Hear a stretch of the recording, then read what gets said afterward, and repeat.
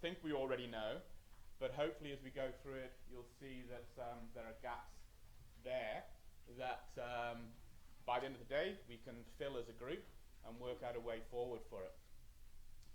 I'm going to try and do it as a summary and then move on from there.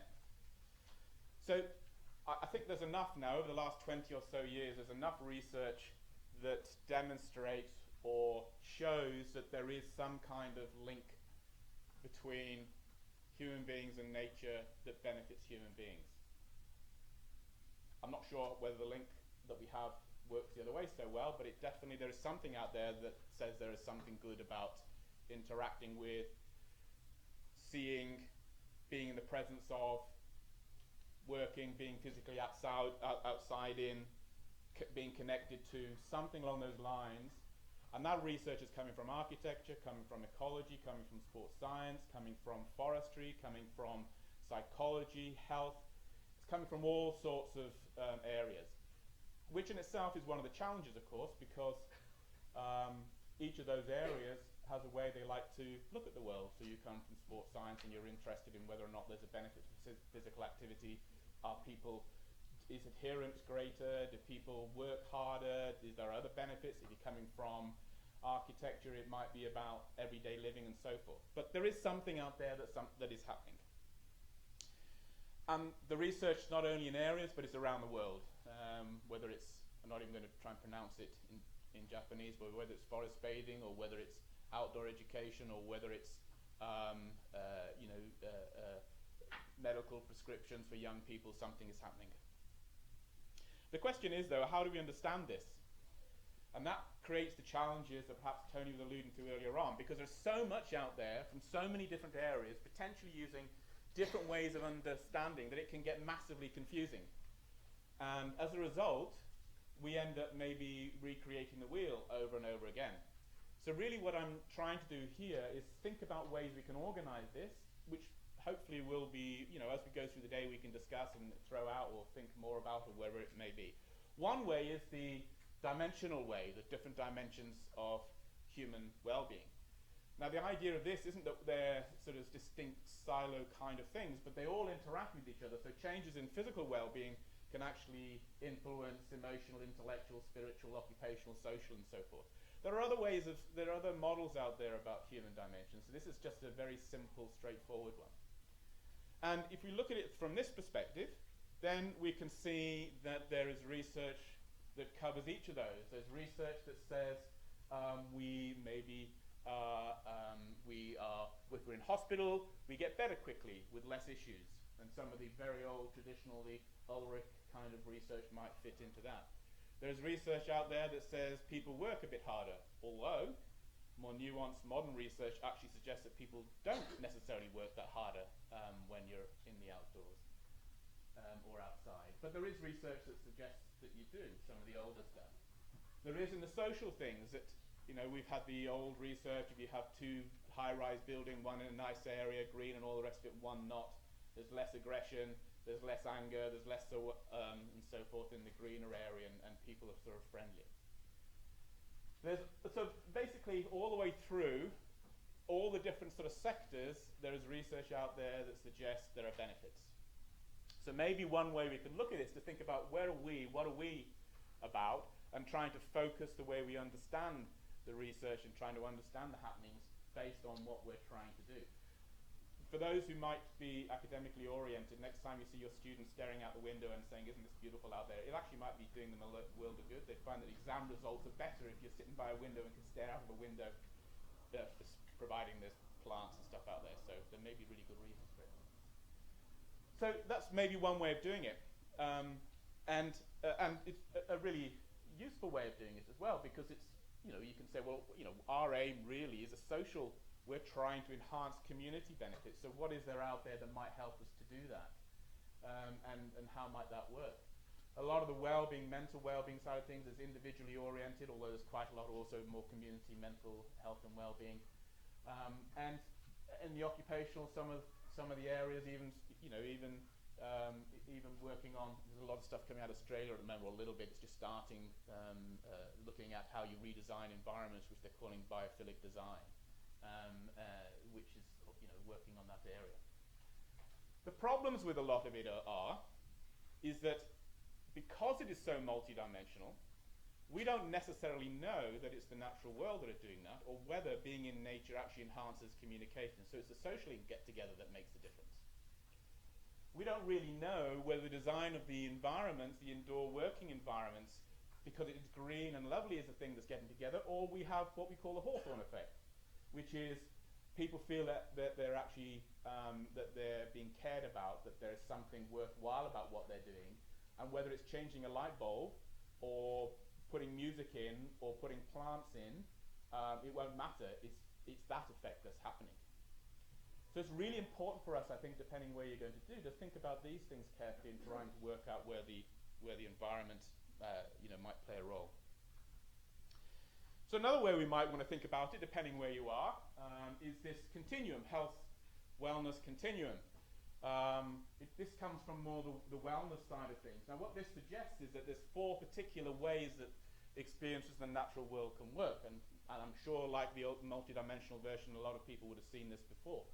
But what it's suggesting is that you can look at the research with regards to those activities that are perhaps a little bit to the left, over here somewhere, and that are working with people who might have a particular mental health issue or physical issue, maybe obesity, maybe depression, anxiety. So how can the natural world or interactions with the natural world help them move from this point back to I'm okay again? And that might be more of a mixed method, but you're looking at something that is an intervention that enables somebody to become okay from having a particular issue. Or, if not, then it might be an issue they have. There's work out there that says, well, you might not actually be okay because of the issue you've got is not something we can do something about, but at least you're managing it effectively and it's not getting any worse. Or you can organize the research out this side, which says, how do we prevent people getting to a point where they've gone past the I'm okay kind of model? The okay model is often called the medical model as well. But this other one is, how do we prevent people slipping back that way as well? Or you might have research out there that says, okay, we're okay and plus, but how can the natural world or interventions in the natural world move towards flourishing and so forth? Now, you're probably already sitting there thinking, well, how do we evaluate this? Because in the end, if you're running a program that says, what we're looking for is enhancing they're okay, but we're going to move them to be even better towards flourishing, then the way you might evaluate that, there's no point using tests of anxiety or depression or working on obesity, because it's a different concept. If you're down here somewhere saying, what can we do because the people we work with, then it's pointless using strength-based type stuff, or it's pointless using measurements of flourishing and so forth, because really what you're trying to use, all that could be an argument. So you can see why when you look at the research, trying to understand where it's coming from, and sometimes we do this, we think, well, that's great. We've got this research that says if you look out of a window when you're in hospital, then the chances are you'll be less of a problem to the nurses and you might be cured better. So I'm going to use this now as evidence towards the fact that I'm trying to run a program that's about community development or about enhancing flourishing. The two don't necessarily match. That's not to say that they aren't really valuable, but it might be that we need to be a little bit more nuanced and sort of tighter in the way that we understand what it is we're trying to evaluate and what our program's all about. Now, in my mind, all the multidimensional and all these are absolutely vital for everything that we do. So it doesn't mean that one is better than another. It just means that we might need to think a little bit more carefully about how we evaluate what we're doing. The other side of the coin, of course, is it does also mean that either way you look at it, that there are already well-established, validated tools out there that can help you understand whether or not something is moving, as well as your own, organization's own evaluation things. But there are already, a lot of the research is based on tools that are already out there to be utilized. So in the end, what we're saying is that something happens. It can, something to do with the natural world relieves all the negative aspects of things, whether it's the temporary stress, which can lead to massive issues, or whether it's the longer term issues you might have, but it also enhances the positive. And whether it's viewing, whether it's experiencing, whether it's being part of connected to, whatever it might be, all those things experience seemed to make a difference. The research has been going for about 20 years, and now we're getting to a point where things are getting a little bit more nuanced. So there is work out, or will be out very soon, for sake of example, saying, well, actually, you know what, the viewing concept is not as strong as you think it is.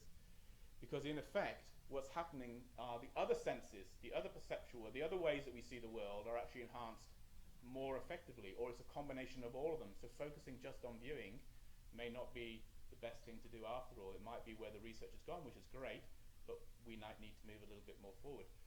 We're looking at research that is saying, well, actually, you know, that sometimes we use the old research of, if you're on a treadmill, the lab-based ones, looking at urban versus natural world, and the natural world is better for you.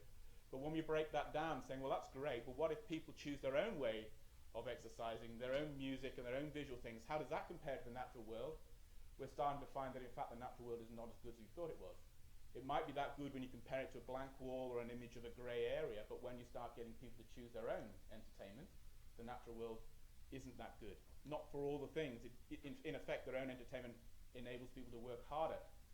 But there are nuanced things that the natural world brings to that we perhaps, you know, need to be more focused on. So even those, for sake of example, we're finding, yes, own entertainment makes you work harder, but even in those conditions, the natural world, you come away having a longer term feeling of happiness and satisfaction that lasts and stays with you.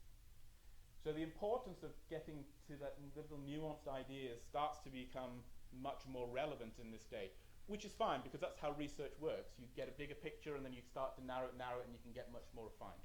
But the evaluation tools are absolutely essential. We find that viewing, connecting, the physical activity, anywhere along the physical activity continuum, anywhere along the adventure continuum and other continuums, there is something out there that helps us to understand it. But what we're saying, I guess, is that we need to think carefully what that means. All right, so moving on from that, from a theoretical perspective then, what's out there that helps us understand what goes on? Now, the obvious ones, the biophilia, the attention restoration, the psychoevolutionary, all those sort of ones, the topophilia, etc., are all great out there. If you look carefully, though, what they tend to do is they tend to either focus down on an environment approach. It's the state, the visual, the aspects of the environment, the therapeutic environment, or they focus down on a person approach. It's whether or not you're connected to, whether you have the right kind of personality, attitude, beliefs, etc. Now, I don't know about you, but to me, there's a massive elephant in the room here, and that is this relationship, the bit in the middle, the bit that says what's going on in between. If it was just an environment approach or a person approach, it might trigger off some issues for us, and in the environment that we're interested in working on, of course, that's important to us. The frameworks as they are not so good to understand how, and how is really important, because without understanding how, designing effective interventions for whatever area you want to be is really challenging, because we don't really know what it is that we're designing. So we do something which fits us, which is great, don't get me wrong, but the more nuanced and the better we understand that how question, the more effective we can be at designing something. The other thing, of course, is that we have all these different ways of understanding, which are either person or environment, but we have research that disputes particular theory. So we have attention restoration theory, which if you look carefully at, it's all about the kind of environment you're in, but then we have research that says you put a plant in a room, or you look at a picture of something and it doesn't quite match. So if you look at them a little bit more detail, they don't necessarily all add up. Some of them, when you look at some of the research, that conflicting may be too strong a word, but I'll put it there for now anyway. The other one is that this often very much an aesthetic focus, what the environment looks like. Even if you're connected to nature, it's about what the environment looks like, rather than that bit in the middle. Research also, what we're finding at the moment is that it doesn't really, if you look at the theoretical frameworks and then you try and find out what people actually describe when they describe the experiences, again, the two don't match. For sake of example, the notion of, there's a lot of stuff in psychology, I'm a psychologist, so I'll focus on that bit, about the importance of control for mental health. But when you really dig down into people's personal experience of nature, the idea of being controlled in nature just doesn't work. The natural world is way too big, we can't control that. But what we learn is being comfortable not being in control. And that's what's good for us. The theoretical frameworks don't really cover that. The notion of fear is not so good, for sake of example, but in fact people experiences say that fear is really important. So I think what we need to do is move on a little bit from that. The most important issue is that one of the things it comes up with is this, the environment becomes a pill. If we know more about it, we can do dose response. If you go out for 5 minutes in this kind of environment, you'll feel better. And I think that's a little bit dangerous. That's from where I'm coming from. It's also a little bit anthropocentric and potentially arrogant in the sense that there's a lot of animals out there who do a lot of things that we think we're the only ones that do. Ants are better farmers than we are. Fish seem to be pretty good farmers, or certain fish. We have a whole bunch of complex, I don't know whether you've ever seen those crows. They're wonderful at making these little tools they can get grubs out of. So there's a lot of things out there that other animals do. Now, 15 seconds, quickly, words to describe this picture. Green, beautiful, tranquil, unpolluted. Okay. Imagine, which is why I like the child thing earlier on, you're now 5. Words to describe this picture. Water, which is places to splash. Yes. What else? Trees to climb. What else? Scary. What else? No Wi-Fi.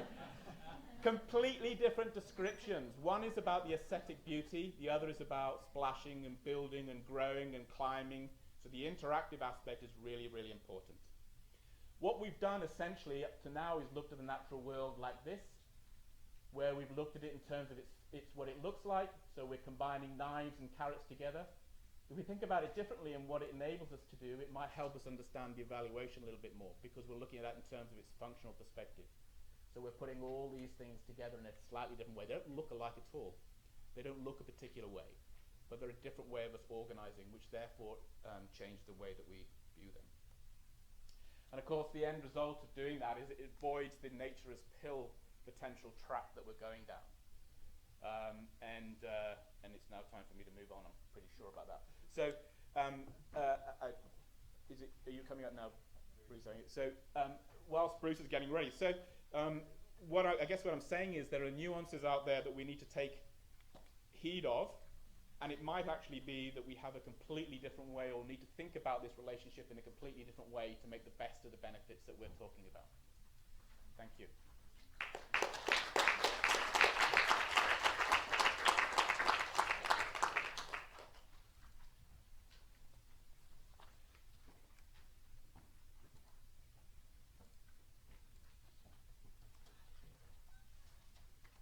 Great. Well, thank you very much for the invitation to present on this topic.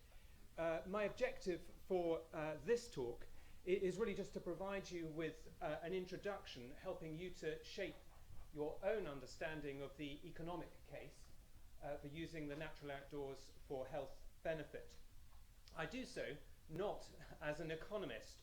Instead, I speak to you as the coordinator of a UK-wide professional network that has been involved in this topic and asked to consider this topic. Do we have anybody in the room who's actually trained as an economist? Oh yes, very good. Okay, so we might well be drawing in the spirit of Eric's sense of we're all here to learn from one another. We might well be learning from you.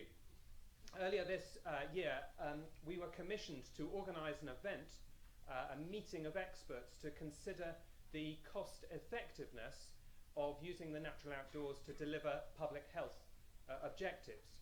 And we did our best to flush out of the system health economists and environmental economists to consider this topic. I think the first time that had been done, chaired by Professor John Newton, Public Health England's Chief Knowledge Officer. So I'll be talking a bit in this presentation about some of the perspectives offered by that group of experts. I'll also be drawing on some of the literature that we've been made aware of. I particularly highlight a 2005 report commissioned by Forestry Commission Scotland that looks exactly at this topic, produced by CJC Consultants. That's an exceedingly helpful overview of this topic that you may want to follow up on. I'm sure we can send around the links to that. So, firstly, let's have a think about why we need an economic case. Why do we need to consider the economics of this? You could say that at the moment we don't. We're perhaps in the UK, we're in an era where by and large health and environment projects are based on professional contacts, personal motivations, and the goodwill of those involved. And I think we see this in schemes such as the Nature for Health scheme being run now by the Mersey Forest, where many years of a partnership, developing contacts in the environment health sector, bringing together local authorities has led to funded projects without, you could say, a persuasive economic case. Well, while we don't see refined economic arguments in use at present, I think it's fair to say that the economic case for linking health and environment is not going away. I think first and foremost it's because within the NHS there's increasing talk, of course, about preventative healthcare. It's there very clearly in the NHS 5-year forward view. We expect NICE, the National Institute for Care and Excellence, to publish a new guide on physical activity in the environment next year, in which the economic case will be again considered very much from a published literature point of view. And indeed, environmentalists have made claims or tried to make an economic case, particularly the Response for Nature report of a number of wildlife organisations making this assertion, I think it's really a negotiating stance, that 1% of public health budget in England and in Wales should be invested in the natural environment. So with claims like that being made, and this interest in the NHS and preventative healthcare, I think we need to begin to be economically literate and try and build our economic considerations into the projects that we deliver locally. Part of this, of course, means giving consideration to the broader economic case for preventative healthcare. The Health Foundation has estimated that 4% of NHS spend is currently on, or as of last year, on preventative healthcare. And this is a figure that I think will come under increasing scrutiny in future. I think we need to be familiar with the broader economic arguments for preventative healthcare. And there's one report showing here that I found particularly helpful in introducing that broader economic case for preventative healthcare. In this economic case, we of course, as has been mentioned earlier, have to consider system complexity, the number of feedbacks in the system that influences people's health and well-being. And there are many diagrams which illustrate this complexity. This is one just out from Cornwall Council, now consulting over green prescriptions or nature-based solutions to dealing with public health objectives. And you can see the number of factors involved here in commissioning a nature on referral service. So if we're going to say that money is well spent on the environment in order to deliver health outcomes, we need to consider the whole system that affects people's health, and at both the individual and community level.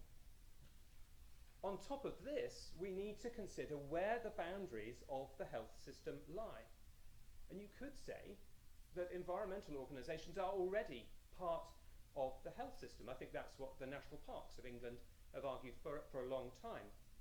If so, it could then be, the economic case could be an internal one within the environmental organisations, within the environment functions of government, to access funds necessary to play their part in the health system. And perhaps we should be leaving more traditional healthcare and public health to the services that already exist.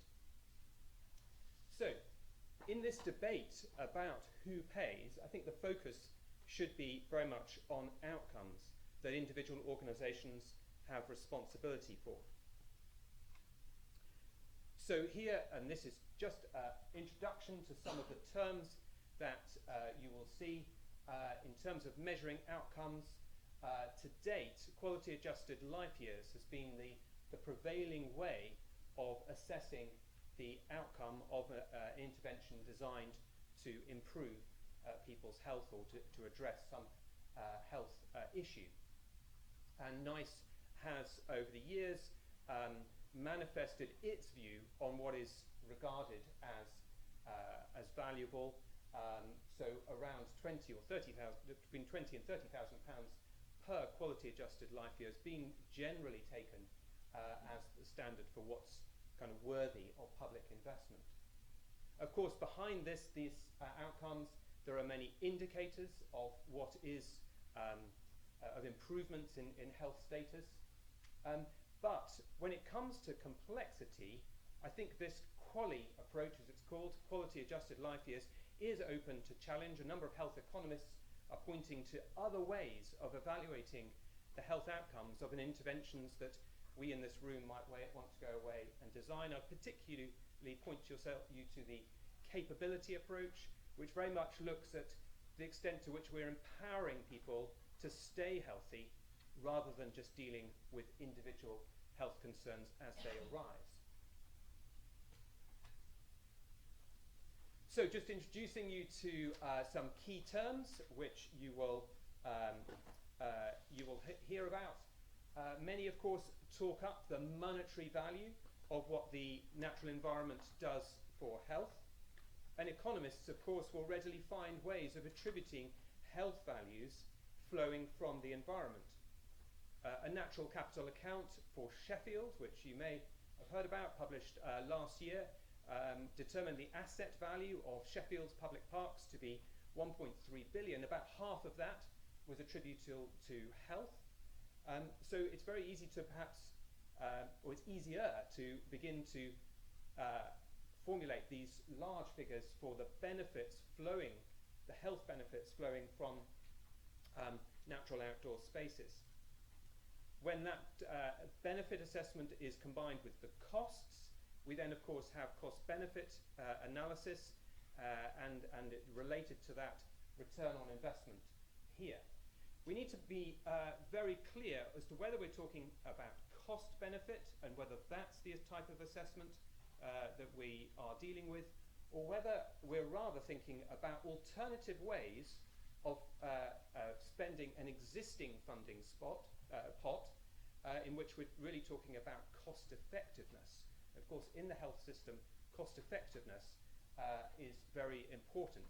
Where do you get the best bang for your buck? Where are the options that actually save money rather than being cost-benefit, where it's perhaps about sources of funding that are not yet identified? So what is challenging when it comes to cost-effectiveness analysis is that the outcomes are not always clear, or the alternatives rather, of what we're investing in. So if we're investing in enhancing green space for health benefit, what are the alternative ways in which the funding could have been spent? It's not always particularly clear. Are we looking for our investment in parks to complement the investments already going into leisure centres, for example, or is it a supplement? We need to be clear on that. So what I'm going to do now is just talk about a few examples of where economic analysis has been done in the UK to look at the health benefits of green space, and then I'll move on to conclude. Actually, before I do, just to point out, there are a number of steps in formulating our economic case for investing in green space to deliver health outcomes. And actually, the economic evaluation is just one part of that. So Eric has now been recently, in a few minutes ago, been talking about some of the evidence base that connects both an enhancement for of the environment with actually people's response. We can look at, does that enhancement actually change people's behaviour? And then we need to look at whether that changed behaviour leads to a change in health status.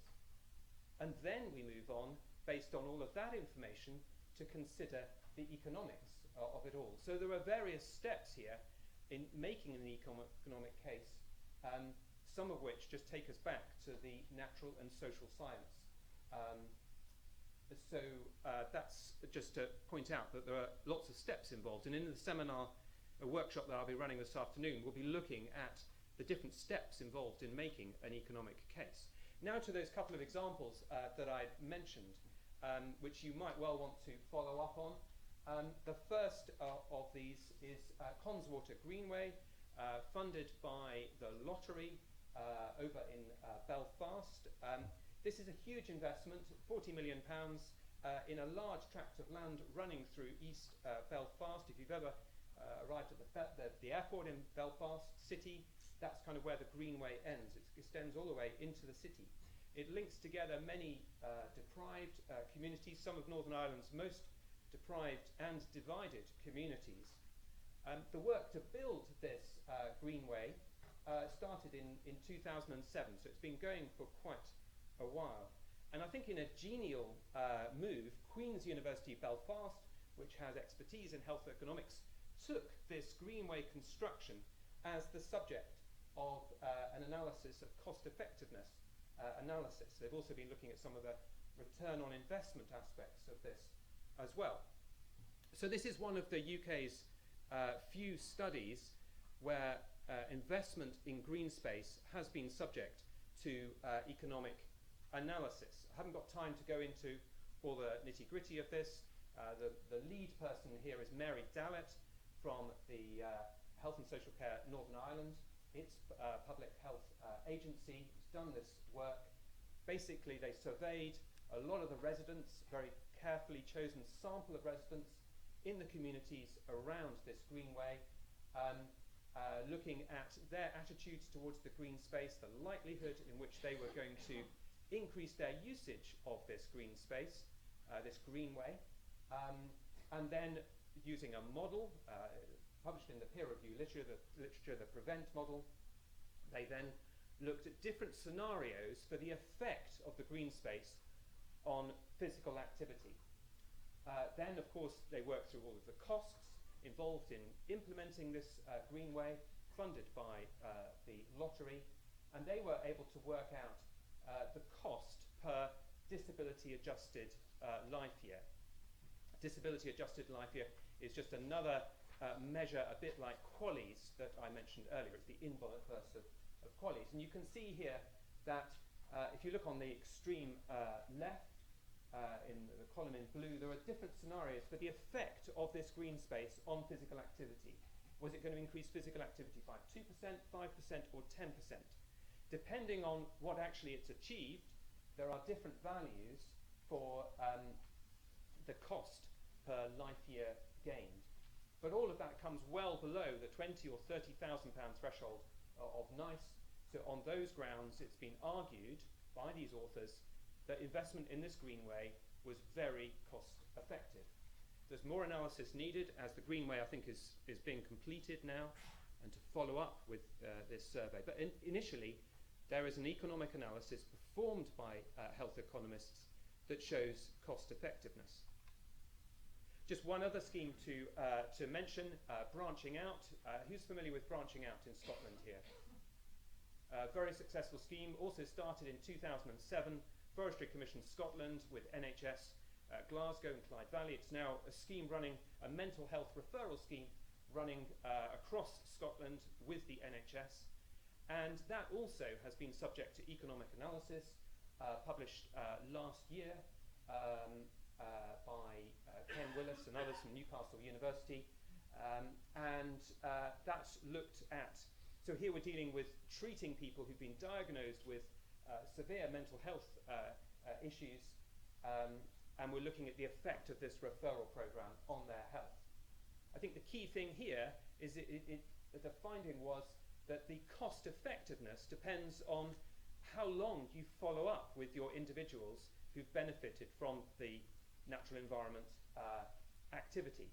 If you look at their health status, their mental health status, just 3 months after the program, it could be said that it's not cost effective. If you look in the longer term, you could say that it is cost effective. So the evaluation period is key there. So those are just two examples where health economists and environmental economists have produced economic analyses of investment in the natural outdoors. So just going to conclude now, as I mentioned earlier, the economic case that we make for delivering health objectives through the natural environment is very much dependent on measures of cause and effect. Eric mentioned all these wider determinants of health, and I think we are lacking population level experiments that show not just correlation but cause and effect between the environmental intervention and subsequent health outcomes. The type of economic case, of course, depends on the funder. If we're interested in funding in existing health funding, we might be more interested in cost effectiveness analysis. If we're interested in new sources of funding or approaching the lottery, maybe it's cost benefit. Of course, we have the issue of the non-health benefits. How do we handle those in our economic analysis? There is a PhD at Glasgow University which is bringing together the economic analysis of the health and non-health benefits of forestry projects in Scotland. That's worth looking at. I think in terms of the way forward in making an economic case, we're not there yet. But I think there is an opportunity now to build in economic valuation using academic partners into health and environment projects that we initiate now. And I think also we need to spend a lot more time thinking, what are the alternatives from the funder's perspective? If they're not going to put money into the natural environment, where else are they, or could they be putting their funding? We've got to compete against alternatives. Final thing is just to mention that the network that I run, the knowledge sharing network, has a health resources page there. We're also writing up a note on the expert meeting that we ran in March, and we're very happy to circulate that to all of you in the next month or so. So with that, I'll close. Thank you.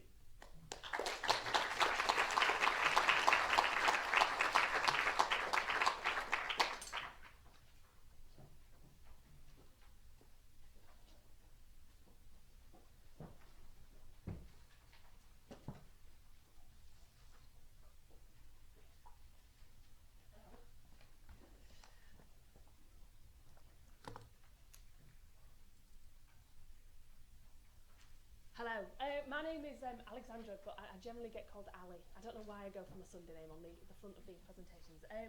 I teach down the road at City Campus on a degree programme called, well, currently called Playwork, but for new enrolments it's Childhood Development and Playwork, but I won't go into why. I'm going to talk to you about a very specific piece of research that we did a few years ago, which provide some really interesting insights. I'm just going to let you have a little bit of an insight into some of the raw data and some of the anecdotes provided by the research participants. I have to say now that I'm not going to put on a Welsh accent though, so forgive me for using a broad Leeds-based accent to represent my research participants. Anyway, okay, so I'll get stuck in, because 15 minutes is not long enough for me. I'm going to have to take a few shortcuts, I'm afraid, and apologies for that. I am a play worker, and I understand and value the benefits of children's play, of course. And I think from the introductions that we did, I kind of thought, oh God, yes, phew, we're going to have a sympathetic audience. So thanks for that. But I suppose I was speaking to Jenny via email in preparation for this conference, saying, ooh, maybe this is a bit tenuous what I'm going to do, green spaces, children's play, where are the links? And I came across this fantastic bit of, it's a research paper, and that's the title of the research paper. How do we engage children in nature? Well, we'll just send them outside and let them play. It's a fantastic, I've put the reference at the end of the presentation if anybody's interested in reading it.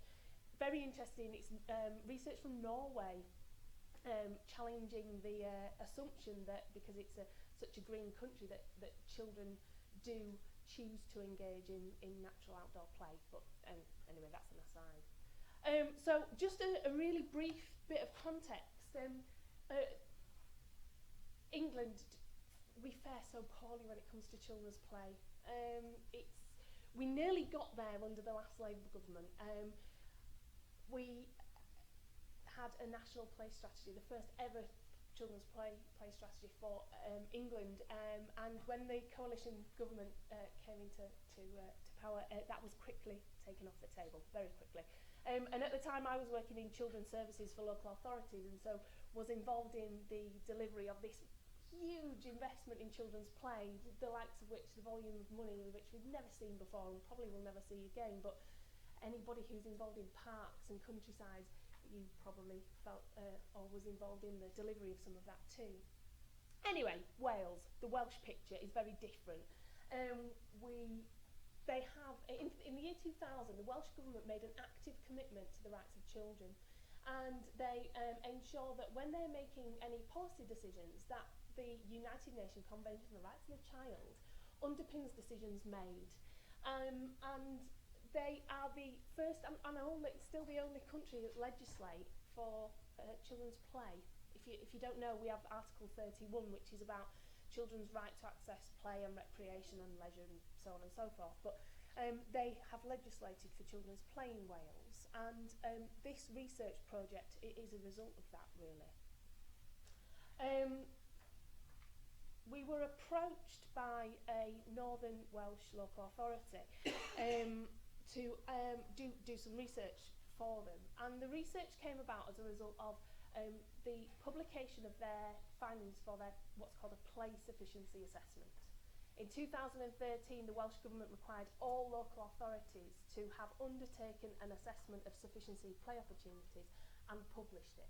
So in March 2013, all local authorities in Wales published their play sufficiency assessments, and they then had to use that assessment to develop plans. It's a 3-year cycle, so every 3 years local authorities are assessing how satisfied and how sufficient play opportunities are for children and young people.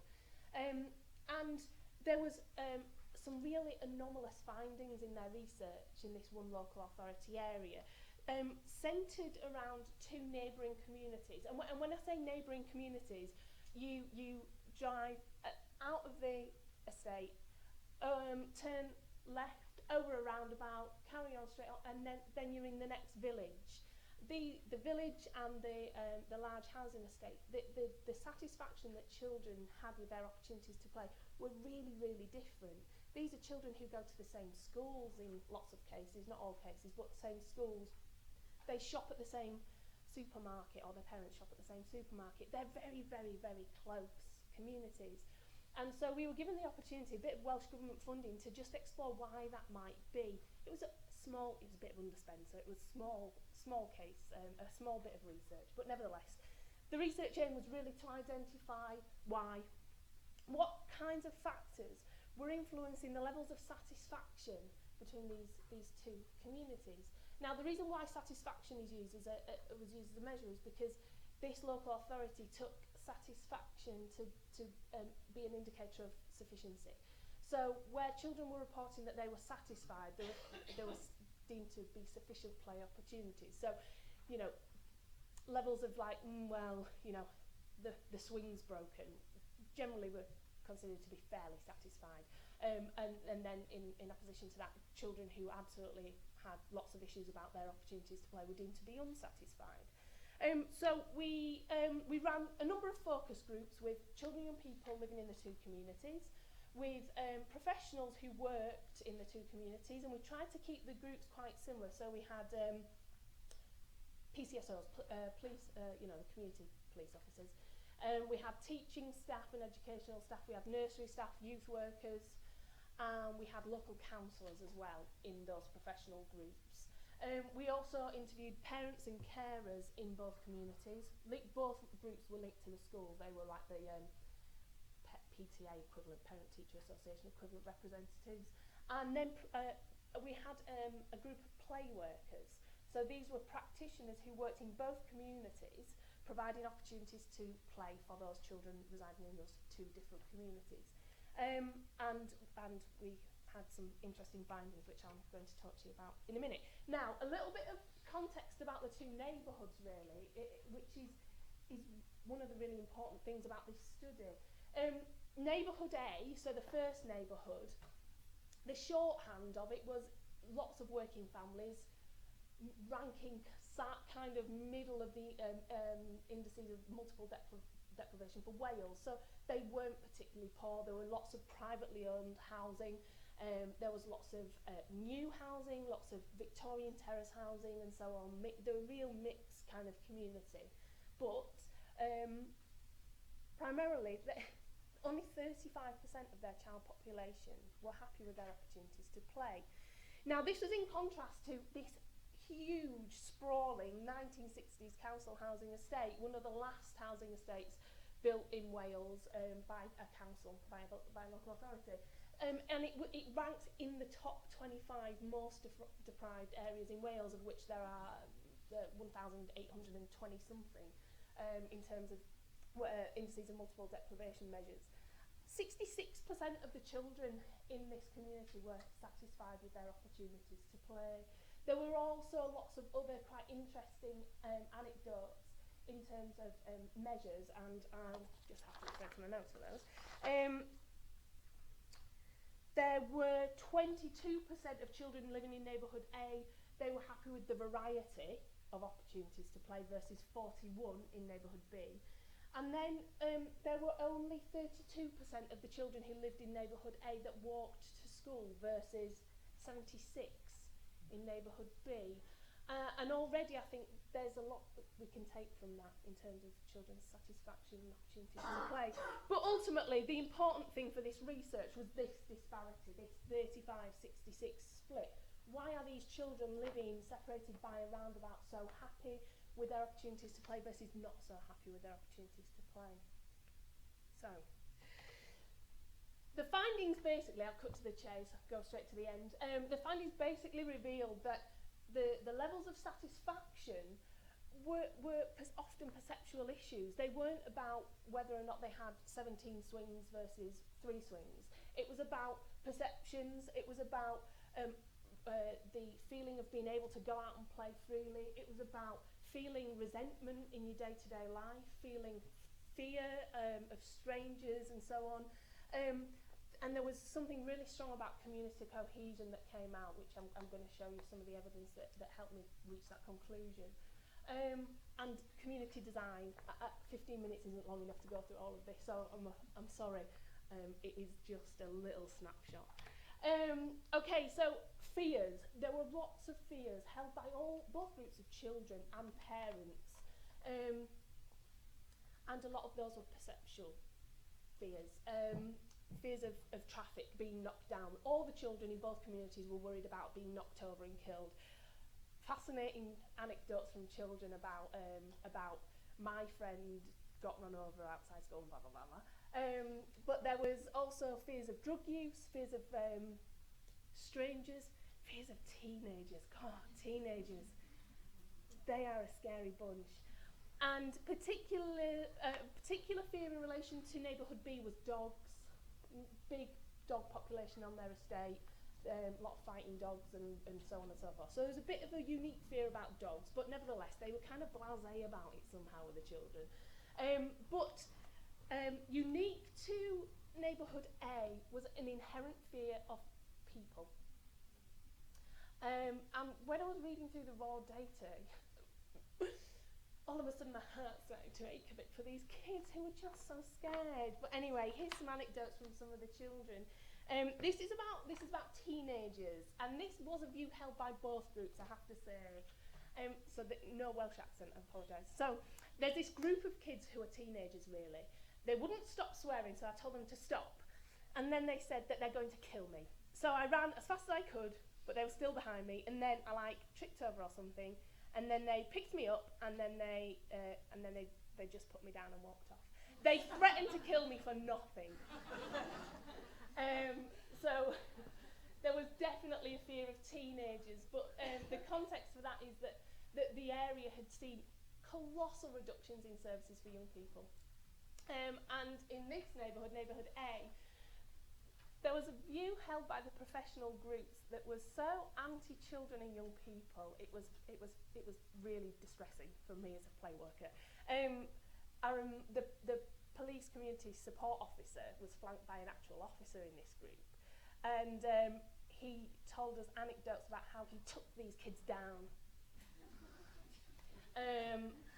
used housing association orders to get them away from the local shop that they like to hang outside and so on and so forth. And there were the local councillor, these kids, we built them a play area next to the bowlers and they disrespect the bowlers. Anyway, I'll cover that maybe again shortly.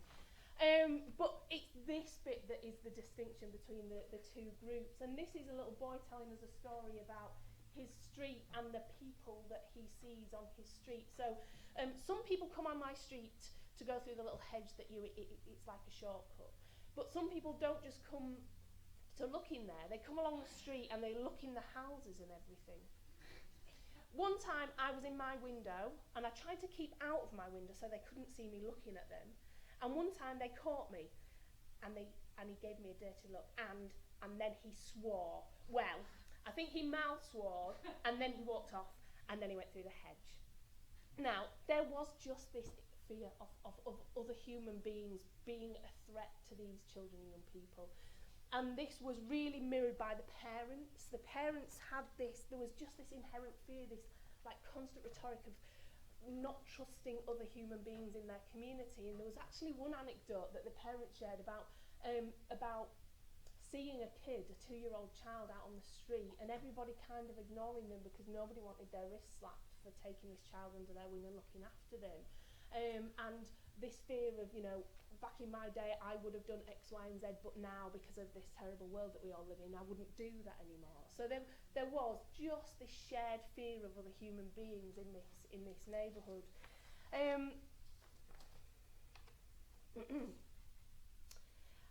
The consequence of that, and again, absolutely unique to this neighbourhood A, was this how parents mitigated against some of that.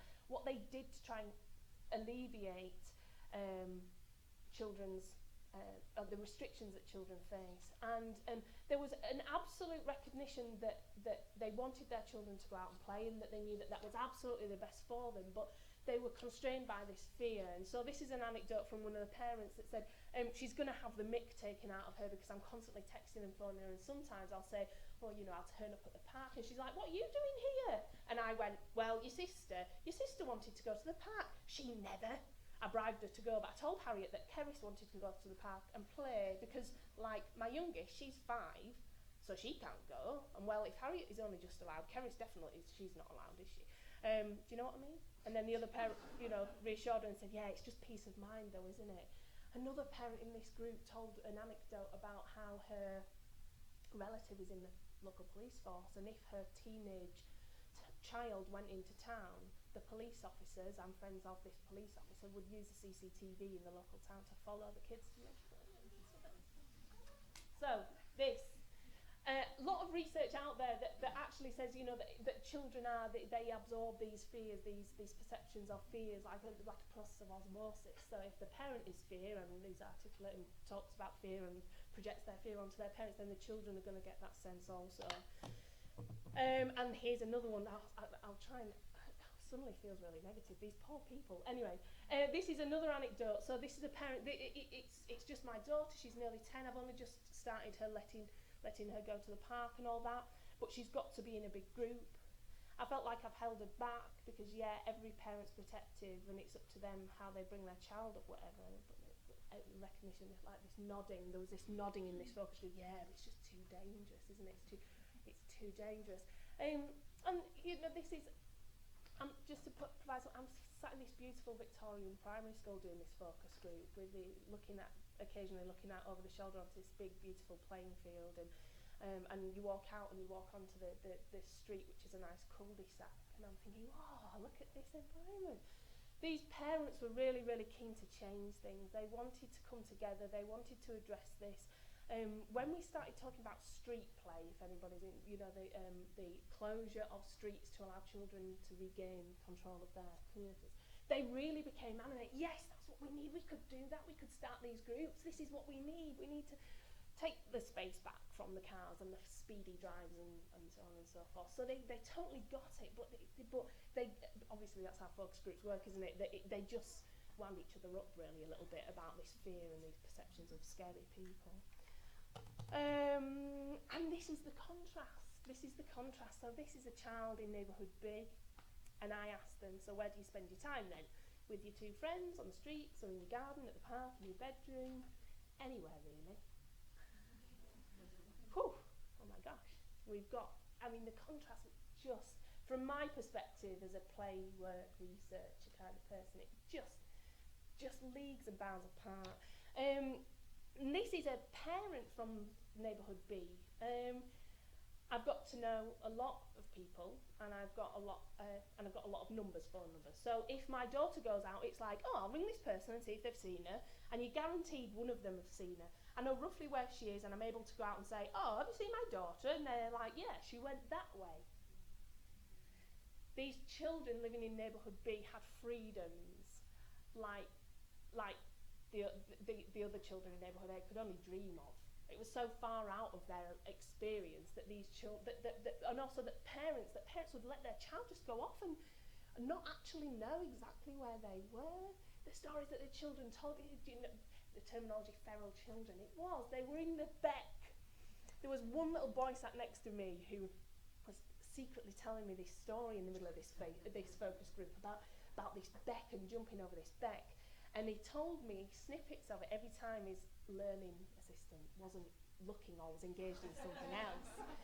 She was definitely a biasing impact on these kids, but yeah, about this beck and the excitement and nobody really should play in the beck and blah, blah, blah, blah, blah. And the story that comes with the beck about it being haunted as well, and it was beautiful. But anyway, these are the kind of stereotypical feral children running wild on this housing estate. And this is the child's interpretation of what the parent was just saying. So I have a lot of people around the estate. I have an auntie, my nana at my house, and I have some families I know. I know Leah, Nancy, I know a lot of my friends, and my nana is one house away from my best mates. There was community cohesion, there was people that knew other people. They all talked about misery guts at number 46, but ultimately they all had this like social network. Okay, I'm going to carry on for as long as I can get away with. Okay, play work. This is from the play workers' perspective. So the play workers knew the two communities. They were treated very differently in the two communities. They were perceived as being very different, playing a very different role in the two communities. But they told these fascinating stories about how children were just present in their community, and you would see like play debris out and about on the streets after the children had gone in and gone to bed, whether it was a partly built den attached to a lamppost or chalk on the pavement. There was a presence of children that was really apparent in neighbourhood B that really wasn't. And that's the kind you see these in local press a lot. They're all kids banned from playing football and so on. But that was where the other community was at. Let's get these kids off the street. Yeah, and I like this one. This is another one. So this is one of the children I like playing near my house. Yeah, because when I'm tired, I just shout my mum and she'll like give me a chocolate. But because there's other people, she'll give them chocolates as well. It was like this shared responsibility for the children in the community that was really magical. And like I said, there was still the misery guts at number whatever that did restrict children's freedoms. And actually, whilst they were there, the play workers came stomping up. Oh, we've just had a run-in with Mr. blah, blah, blah, and I'm going to ring the council, they're going to ring the councillors and complain about our project, and we'll have our funding cut and blah, blah, blah. So there was still friction, and there's still tension in some areas of the community, but ultimately there was just a recognition that children existed and that they would be seen and heard in that community. This is Butlins. Somebody described this estate as being like Butlins, and I thought, yeah, that absolutely hits the nail on the head. Children, it was like being on a holiday camp, and there was so much about the design of this community that lent itself to wandering freely, not worrying about major roads and cut-through traffic. The car parking for the flats was at the end of the street in a car park, so that left all of this street available to the children. There was lots and lots of pocket places within the community, pockets of green space that didn't have a predetermined value. It was just playable space, and that is what the other community didn't have. In the other community, neighbourhood A, you played at the park, and you played in this bit of fixed equipment play area, and the local councillors were kind of like, these kids should be grateful, we've just invested £113,000 on a new multi-use games area for the young people. why aren't they using it? Why are they vandalising it? In the other community, children just played anywhere and everywhere, and there was such a vast array of different kinds of playable spaces that the children talked about a lot themselves, about the different activities that they did in the different spaces. So this is where we go and hang out, this is where we go and play football, this is where we go and get to mischief, this is where we go and explore. I'll skip over that. So this is what the parents are saying. It's brilliant because they've got a choice. If they don't want to do that, or there's too many on that park and they want to go somewhere else, they have the opportunity to go to the other park, which has got different things. So it also gives them choice and responsibility of what they want to do. I asked, on their own? Yeah. That's a silly question, of course, on their own. They're children. Why would they have adults there? Parents in this community, one parent in particular actually said, look, my kids going out to play enables me to be a better parent to them. It's like, oh, that's quite powerful stuff. And in terms of playable space, it's funny what children think is important. These girls, they just wanted somewhere where they could roller boot with not too many lumps and bumps. There was big complaints about the council never filling in potholes, and how could they roller boot, whatever, when there's bumps in the road. Okay, I'm going to try and sum up somehow. This thing about playable space was a real distinction between the two. But at the same time, the research really revealed that it's not about more.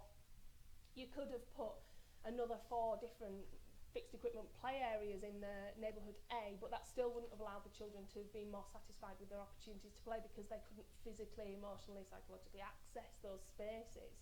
And there was a real drive from the community to change that. And like I said, people got really enthused when we talked about practical measures that they could do to bring the community together. But there was a lot of discussion about like the fact that a lot of people have moved to the area as the area developed and grown from this tiny village into this, you know, little new housing estate here, little new housing estate, some social housing and so on. But there wasn't the playable space, there wasn't the opportunities to play in that community as there was in the opposite one. And so fundamentally it's not about more, it's about addressing community tolerance of children at play, environments being welcoming to children, feeling like there's a sense of safety and security and so on, to deal with all of those fears that children hold, whether they're real or perceived. And I'm just going to leave you with this because I've really overrun. I'm sorry. Thanks for the discreet wave. This is a quote from David Lloyd George back in 1926, who said that children's play is their first claim on the community. Play is nature's training for life. No community can infringe on that right without doing enduring harm to the minds and bodies of their citizens. So some of the stuff that's already been spoken about already this morning about the psychological benefits of being outside and playing, and back in 1926 the importance of that was being spoken about very strongly even back then. Right, sorry everyone for overrunning.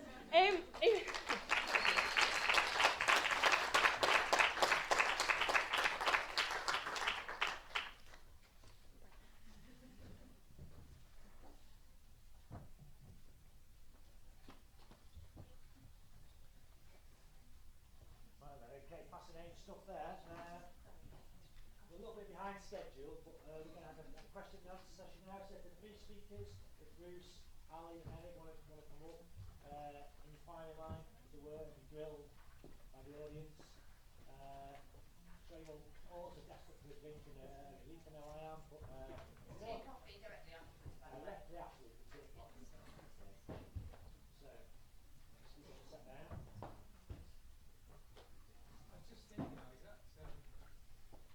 that play picture that you put up right towards the end, there's probably more adults in that park than children. I couldn't see any children in that park that weren't playing without the supervision of adults. Yeah. Some of them holding hands and being right next to the kids all the time. It's astounding. It is, yeah, it's quite scary where we're at in terms of that. One of the players told us a story about how they saw a child of 11 being accompanied to the local being sent to the local shop with water to hospital. 11. Yeah, so we are wrapping freedoms are being restricted to them. Right, any questions then? Anybody else? On that, so I thought it was really interesting, stuff around play, obviously from a children's perspective. I think we're in danger of literally losing the understanding of play. There'll be a generation who don't play out, and therefore there will be a literally historical loss of the idea of playing out. It was that serious. In terms of independent play, i.e. without your parents stood around keeping an eye on you, just genuinely think we could lose it. So I think it's so critical. Yeah. But one thing that I feel there's a lack of research around, which I'd be so interested if universities would want to work with us to pick up that, is what are the health and wellbeing impacts of digital, screen-based kind of existence on children? Because, we're talking of over 6 hours a day now. The average for a child is on screens. They play in that environment and they socialise and interact. And we really have to get real about the fact that that is a serious world to them. It is their world. Yeah. But what if it's like an experimental guinea pig moment where we don't know what the long-term impact on mental and physical health will be, really, and to look at some comparative studies that look at playing outside in nature, the green space, versus the children who are very, very screen orientated, who will be getting some of that adventurous play in a digital, technological way.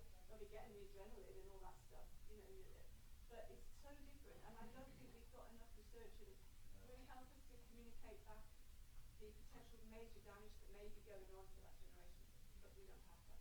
So, unless are people aware of the evidence? Yeah, we've got a colleague who's doing a PhD down south, I can't remember which institution, but specifically looking at children's use of digital media in adventure playground environments, that how the children interact with those two very different environments, the online environment and then the physical natural environment in a adventure playground.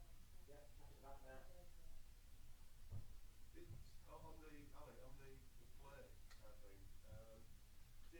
Did you look at what happens when children don't play well and don't play nicely? Because my experience as an unsupervised child at the late 60s is that play was about discovery and experimentation, and what was right and what was wrong was up to us to find out. So I spent a lot of time saying play to things. Yeah. That's obviously now. I'm upset about people saying play to things. But that's, children don't go out and just live this swallows and Amazons kind of play.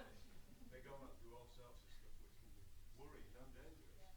Well, hence the supervision. we didn't look at that, but there is a lot of research out there about what's happening as we control children's play increasingly. But children will still find ways of having those adventurous and risky opportunities. But I think it's because we pin them into those fixed equipment play areas with primary cool fence around them, and then they still want to engage in those behaviours and do it there, and then it's socially unacceptable. But if they were in the woods building a den, climbing trees, maybe on an outside perhaps, then it's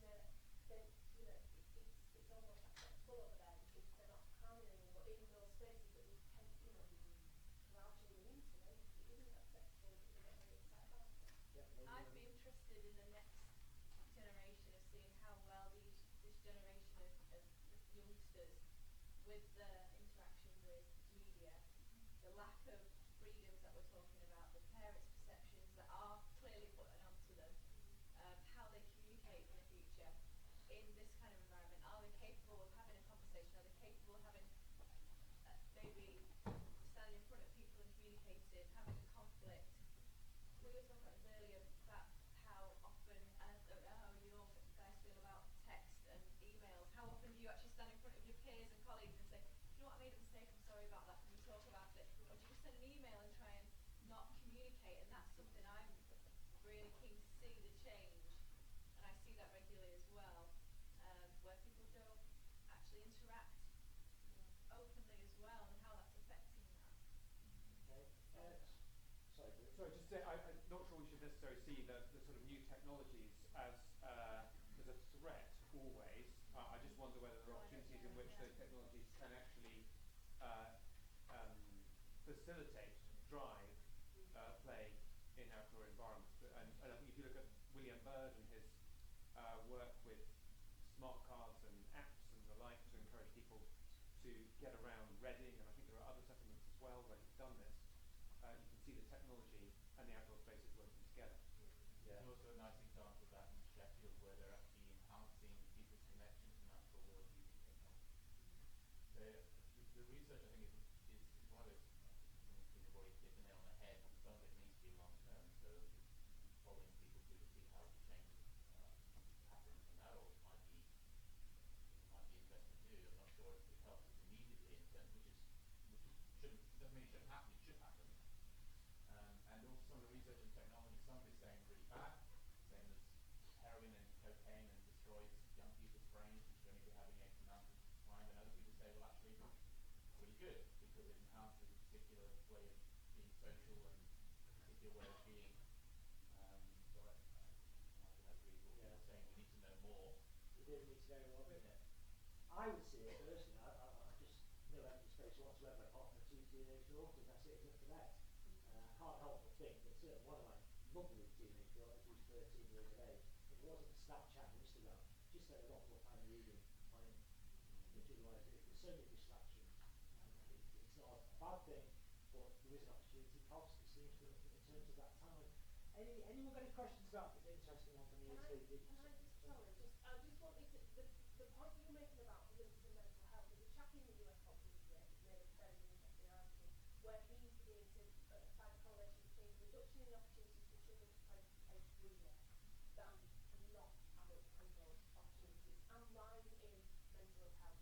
And he's seen the outcome in terms of college students, and any academics in this room may well sympathise with his view that he's really saying that as children's opportunities to play freely and have control over their childhood and make mistakes and make the friendships and fall out with each other and make mess up and all that kind of thing, young people in colleges are losing those skills. So when they come across a life difficulty, they are less able to cope, and then increasing levels of anxiety, depression, and self-harm and suicide and so on. And that's his argument. It's very interesting argument, very worrying argument, but very well pitched. You know, it's making a direct correlation between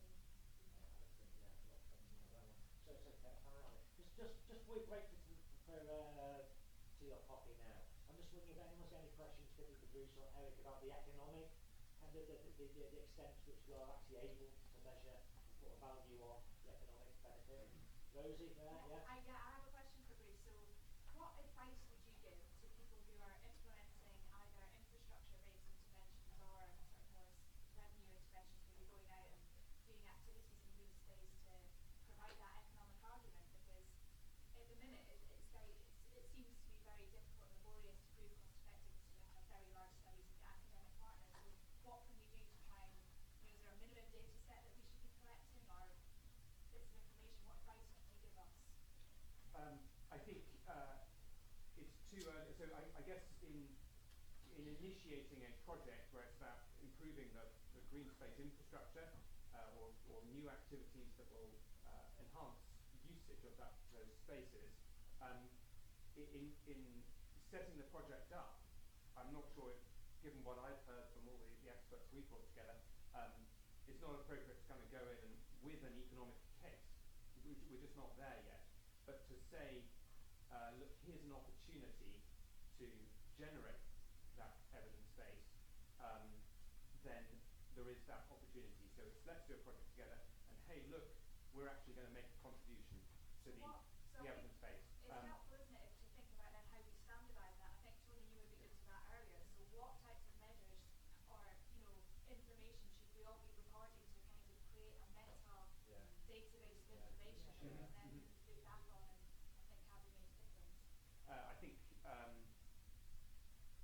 that there's obviously there's a standard to follow in terms of NICE guidance and method guidance on economic analysis. So that's got to be followed.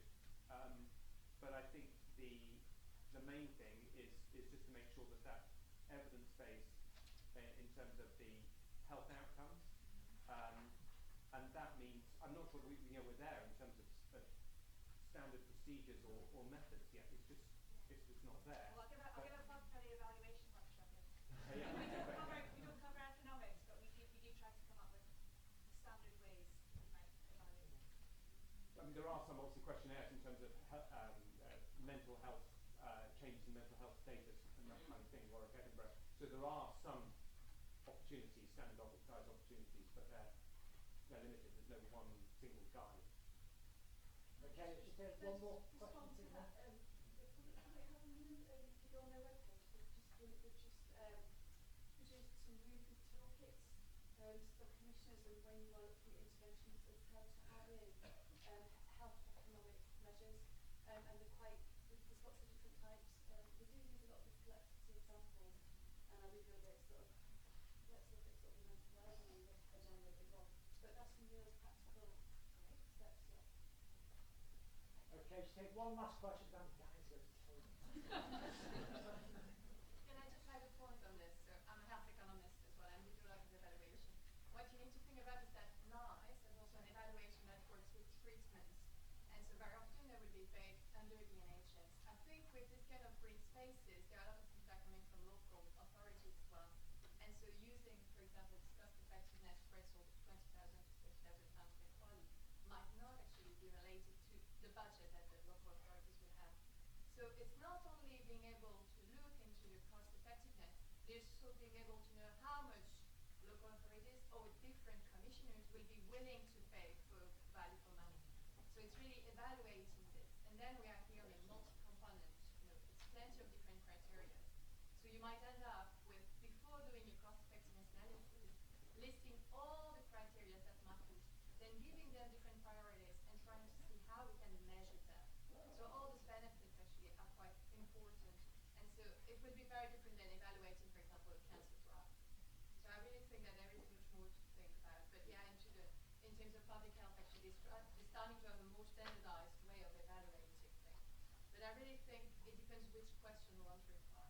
I can see one of the workshops is much more in terms of not being too, I think, overestimating what you can measure. Yeah. But I really think it's also asking yourself, what is really the key element you want to improve here? There might be several, but you cannot improve everything. So trying really to understand in that intervention, in that program, what is really what matters. Yeah, 100% would be realistic. Okay, right, so there will be an opportunity for more questions after the next three speakers, but now we'll have a well-earned 15 minutes break. I'm going to give it a note that the tea and coffee is at the back of the lecture theatre, down and under the staircase. Yeah. Whoever gets there first. And Alan from Leeds, Beckett, who I have seen, I've now lost. Oh, there he is. Okay.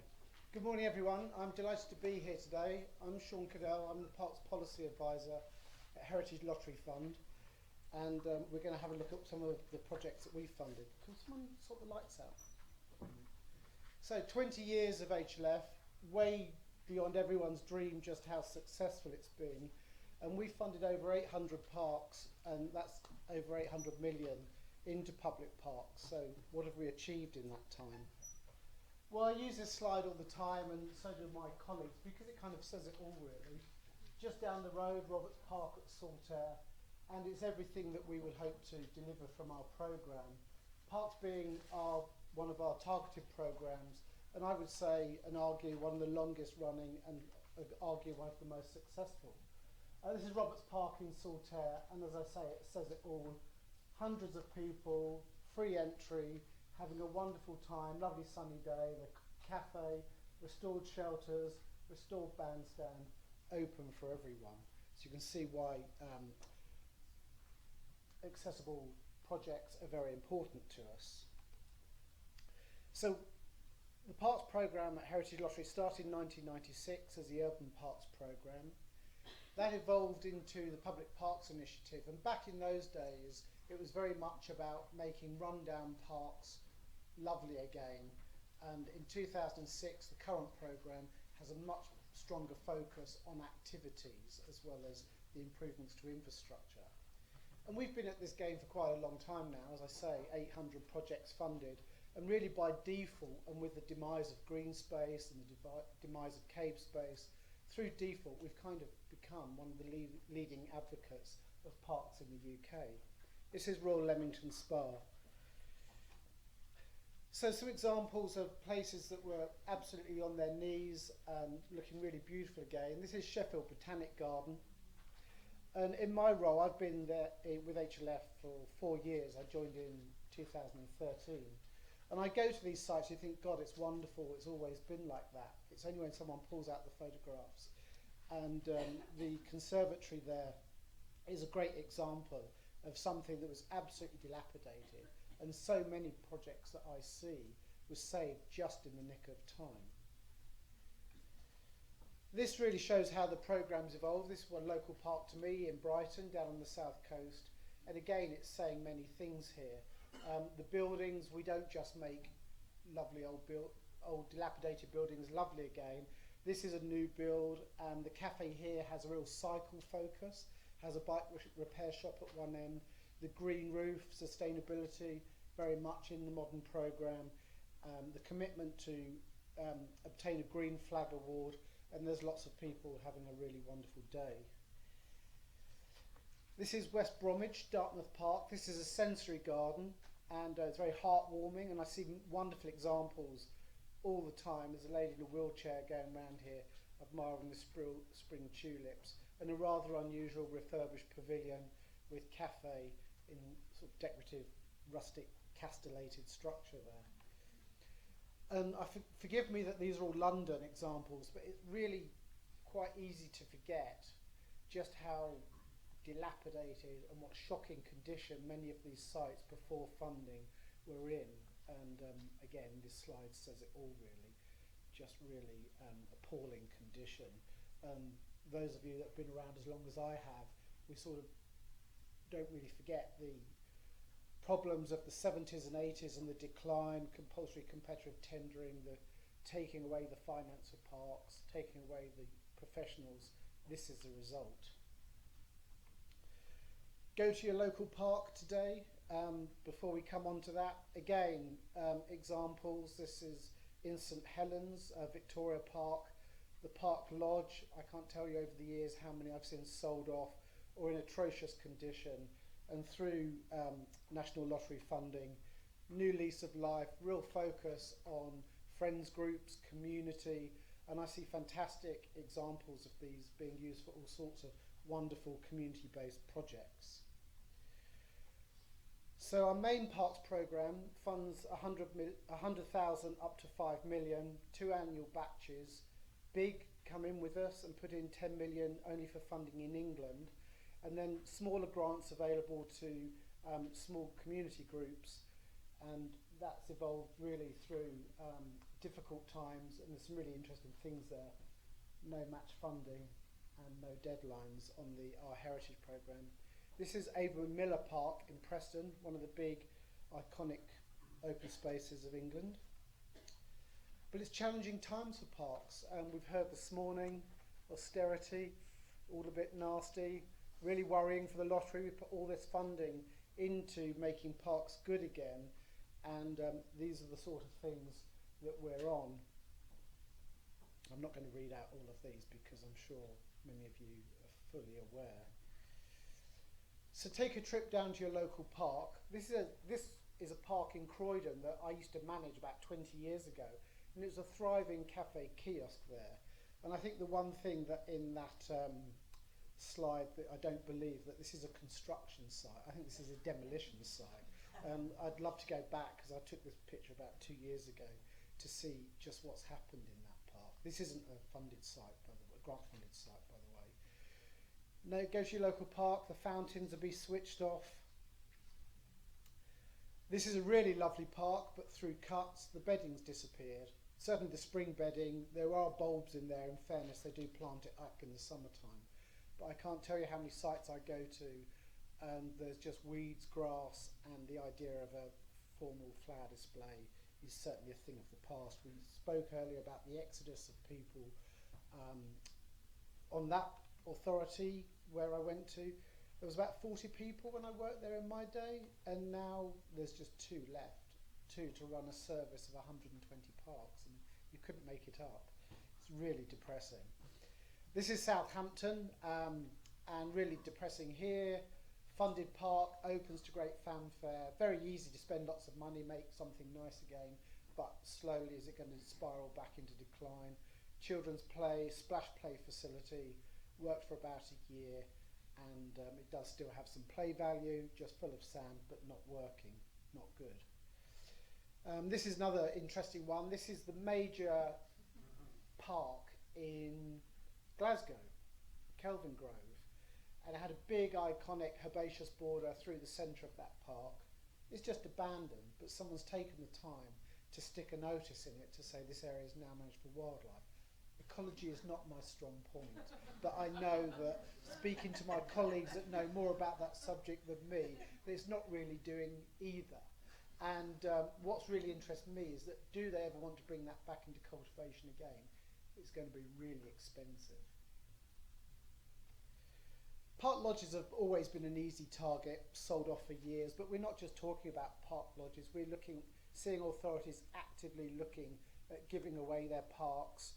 Disposal, you'll hear a lot, but it's not always about putting a for sale sign, offering it up through their estates department. It's just anyone willing to take that on, it's gone. And then the other big thing, the over-commercialisation of parks and open spaces. This is Battersea Park that had a Formula E, power to the community. They killed the event off. It was a 5-year contract. I think they killed it off after year 2. But real big impact on the open space. And events, although they are very good if they're appropriate, the over-commercialisation is a very difficult subject for many authorities. So what is HLF doing to protect that investment? One of the key things is they employed me. I originally came in to do a 2-year piece of work. We got on rather well and they made me full-time. So I've managed to see 225 of the 800 projects so far, so I'm not running out of any sites soon. Maintenance, real big issue in future applications. At the end of the day, we are only a grant-giving body. There's my role supporting and monitoring projects post-completion, sharing good practice through social media and our own Twitter and online community. You've all got a copy of our State of Parks in front of you, which we did the first copy in 2014, and that really is a good take on just what's happening out there and where we can try. There is no silver bullet to bring parks back to where they should be, but there are a whole load of things going on, and this report takes on that. Bringing that back to a health angle, if you look on page 23, there's a really nice paragraph there. And amongst all this doom and gloom, I could bore you to tears about doom and gloom, but that's not where we want to be today. On page 23, there's a really nice paragraph there on active parks, and we see fantastic examples of the contribution parks and open spaces making to health and well-being. I think the point that I really found interesting is that 20% of park managers are actually receiving funding from health. So there's a little bit about what I do at HLF there. And another really interesting thing is in 2000 there's the State of Parks report that we launched, and then we redid that last year, and it was really interesting to see how things had changed from 2014. And I mean, there's some fantastic things going on. I mean, I'm not going to read all of these out, but it's pretty impressive stuff. But then we're soon back to gloom. The days of park services are over. I can't tell you how many people I meet shrug their shoulders, my job's gone next week. Being consumed in big street scene departments. I hear, and it's never the parkies that get the top jobs, and then someone new comes in and says, well, where's the complaints? Oh, it's bins. So all the resource gets chucked at bins, and parks fall even further down the line. So, health. Really interesting. We all know, with the increasing rates of physical activity, obesity, the growing use of parks and open spaces and what they can provide. I just mentioned about the funding. And really this whole area of parks becoming directly engaged in delivering tangible and direct health benefits. Who's here is aware of the New Economics Foundation 5 Ways of Wellbeing? Actually, well, that's really good news. So I'm not going to go into that in detail on them. And then again, more fantastic projects going on with TCV and Mind Partnership. HLF I'm just going to refer to my notes. In October 2016, launched a inclusive heritage seminar, which brought together leaders from health and heritage organisations to share knowledge and discuss. good practice and really how it can respond best to the needs of people living with mental health and dementia, their families and support. One of the real key things that that came out of that was that the impact on activity is greatest for those with the lowest levels of health at the start. So some really interesting data there, and with Sport England collecting more. And I see fantastic projects everywhere I go. I presume you're all familiar with Park Run and the success of Park Run. Controversial to some that they're using parks and having an effect and not paying for it. This is in Roundhay Park in Roundtree Park in Leeds. Great, they're mums and buggies. I see loads of these projects. And it's really interesting for us. As I said, in the early days of the programme, it was all about making the park lovely again. And I'm kind of old school, don't mind admitting that if you make the park really lovely again, people will naturally migrate back to using it. It's common sense. But our programme now does fund activities, and we're well aware of these sort of thousands of projects we've funded, just the impact that has on people's well-being and health. Upteen Health Walks in parks is really good. And this is a really interesting case study. This is the Isabella Plantation in Richmond, which is a woodland garden. You don't usually think woodlands being accessible. And the case study made a big issue about making this project more accessible. So we refurbished the car park with disabled access right next to the park gate. This level surface around the edge of the lakes, those paths were all beautifully smooth. And I was there only a few weeks ago, and the amount of wheelchairs, buggies, it was just really delivered what it said it would do. And it doesn't have mains water in the park, so it has a composting toilet, disabled composting toilet. So we see fantastic good examples on all these things that we go. This is a really nice project, and this is another one that I want to bring to your attention. This is Grosvenor Park in Chester. And the funding, that cap of 5 million often means there's never enough money to do the whole park. So it's usually just the historic core that gets addressed. But what I really like in this project is Turning Point have a gardening group for people in recovery. And they've taken on an area of the park that wasn't reached, where the funding didn't reach. Hull Inclusive Cycling Scheme, and it never ceases to amaze me where fantastic projects just pop up without any advance warning. This is a really nice park, Clifton Park in Rotherham. These ladies used to meet in a coffee shop years ago, and when the park was redeveloped, they decided that they would move their sort of morning meet to the wall garden, and they maintain the wall garden through volunteers, and we've already heard about Green Gym today. It's pretty much a whirlwind tour in what seemed like a very short 15 minutes, but I'll happily take any questions when the right time. Have I? Yeah, I could put a few more slides in it. Well, there you are. It's been really good to show you a bit of a whirlwind tour through lottery funding.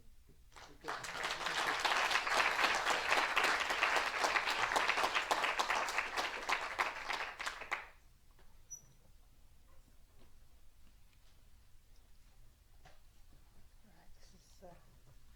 Definitely going to go wrong. Okay.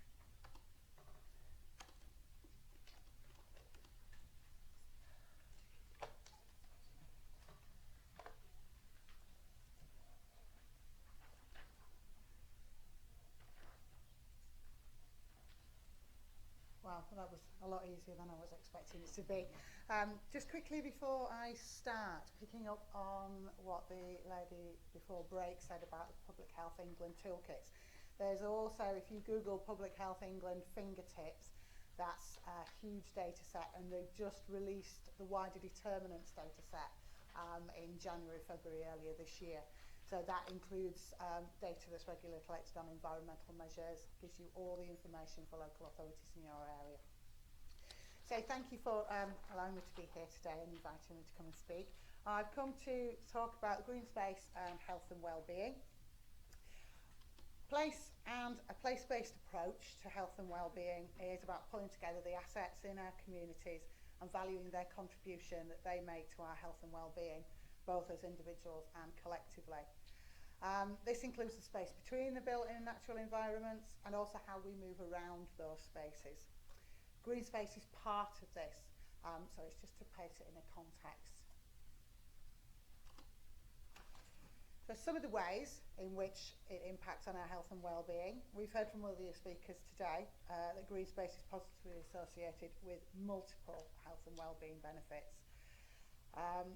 Housing, which is also part of the place-based approach. In 2012, some 4.9 million homes were non-decent.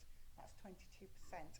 And that was previous figures in 2011 were 5.4%, 5.4 million homes. That's 24% are non-decent. So we're getting better at that, but there's still a way to go.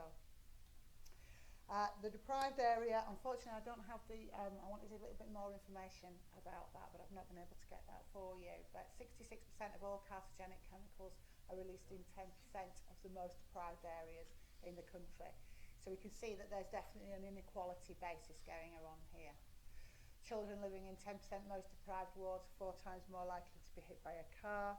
And there's increasing evidence around the wider health benefits of regular physical activity for many diseases and long-term conditions. It's not just about obesity. It's got diabetes, mental health, coronary heart disease, strokes, and some cancers. So green space and health. Who don't feel better looking at a beautiful tree like that? It's gorgeous. So to be able to work on green infrastructure, it's a strategically planned and developed network, delivered network comprising the broadest range of high quality green spaces, other environmental features. But that needs leadership. It needs leadership to develop, support and sustain the use of that green space. It doesn't just happen organically. It's important to integrate the engagement of local communities into whatever plans are being developed, and the sustainability will essentially be down to them as we live in an environment of austerity and the funding is going down, not up. We'll need communities to play their part, either through the continued use of them, valuing the space and working together to maintain it. Green space is not just about the countryside or over there, it's actually here, it's within where we live, in our urban environments. It can act as green lungs or veins and arteries. It can connect the rural and the urban communities and places. So for example, I don't know many of you know Leeds city centre, but up until about a year ago, there was a wonderful green wedge just off Wellington Street. There was this beautiful green space in amongst all the high-rise towers, and in about September the boards went up and they're building yet another massive office block with its own gym and its own car park underneath and its own sky bar, but taken away an absolutely essential corner of Leeds for where people who were working and living in that environment would have got just as many benefits as they will do from the gym that they have to pay for. I pass it every day. I thought it was very, very sad when it went. These activities are scalable, so it's not just the big things that we're talking about. We've got work going on with national parks, with community parks. There's small local parks that are going on, but I'd like to share a little greening project that's happened near the village where I live. It was a place called Leeds Green, which ironically had no green in it whatsoever. It had it was about the size of this table here, and it was a bit of wasteland, but they put some money into it and they've built a memorial garden, and I think that the assumption is that that's where the community will go and lay their poppies on Poppy Day, but actually what it's done is it's enabled a little space for places for people to go and sit in a lovely community environment. So that really did cheer me after the horror of Wellington Street. So the impact on health. So we have spoken about human activities have altered natural processes on a planetary scale, and that may well affect for future generations. So from global warming and climate change to reducing activities to be physically active through developments in travel, household tasks, we can do our shopping online so we don't need to go out, even how we enjoy our leisure and social time. The short-term gains are at the risk of long-term pain, so we know we work around political cycles, we work around funding cycles, and that can restrict sometimes the work that we want to do. In general, the trend is downward and unsustainable. We need to be having a negative effect on our health and well-being outcomes. But it's not irreversible. There are some policy options that are available which may not be popular with some sectors of the population, and therefore they may not be popular with the political decision makers. And they may even impinge on the economic freedoms of others. So if we're looking at the evidence of behaviour change through charging clean air zones, for example, that's a strong way in which you may be impinging on the economic freedom of a car driver for the benefit of the health and well-being of a wider population.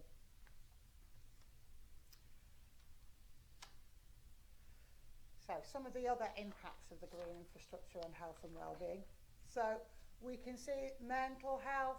The research shows that there's lots of variable and consistent and positive trends. All-cause mortalities, cardiovascular disease, pregnancy, and self-reported health is generally robust. And we've heard from other evidence from other speakers about how important they found about the research that's been going on around the health and wellbeing benefits. But further research is needed in this area, and if some of this could be conducted at a local or a regional level, say if we were looking at physical activity, we could be building on some of the gains made by the European Physical Activity Knowledge Exchange, of which we've got staff and students from Leeds, Beckett and the surrounded area involved in. Then that's some of the things that we could start to work together on.